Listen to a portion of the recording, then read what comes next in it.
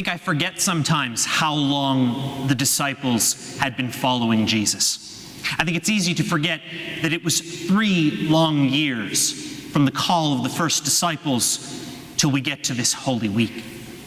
3 years is a long time. A lot of things can change, and as we know, many were healed and transformed.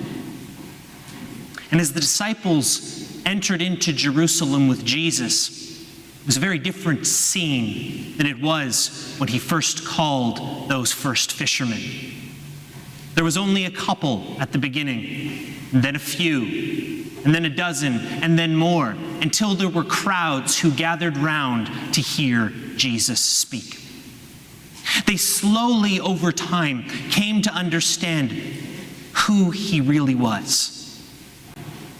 As day by day, word by word, they came to understand that it was the Messiah who they were listening to. On Sunday, I talked a little bit about the misunderstanding that those who crowded round him as he entered into Jerusalem had when it came to who the Messiah really was. They had been expecting a military leader, someone who would raise an army, someone who would take Jerusalem back and restore Israel to who they had once been. And I think it's easy to forget that many of the disciples would have shared that misunderstanding as well. It was not only those who waved palm branches in the air, but it was those who gathered them on the way in. Those disciples would have very much enjoyed those moments as their Messiah was about to be crowned.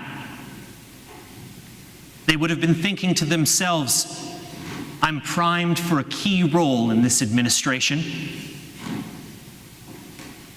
Jesus is going to be on the throne, and I'm going to be at his right hand.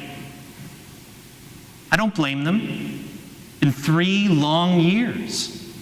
They had been hungry much of the time. They did not know where they would sleep. They now entered into Jerusalem with the chosen one, with the anointed, with their future king. And so as they waved palm branches in the air, as they entered into the city, they would have been saying to one another, it's finally happening now. He's here.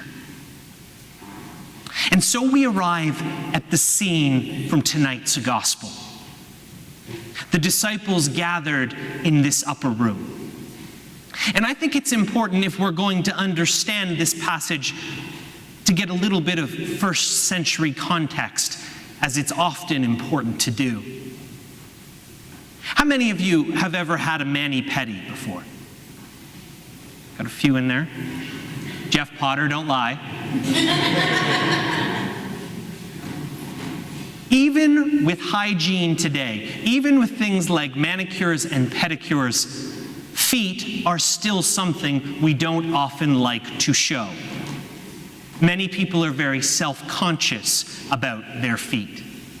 And I want to tell you that the first century was nothing like that. It was about 4 million times worse. Imagine that everywhere you went in sandals.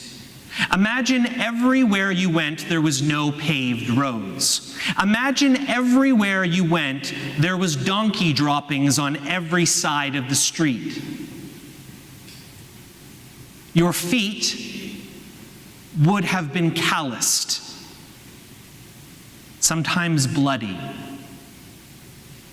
They would have smelt terrible. And from time to time, they would have had some of those donkey droppings on them.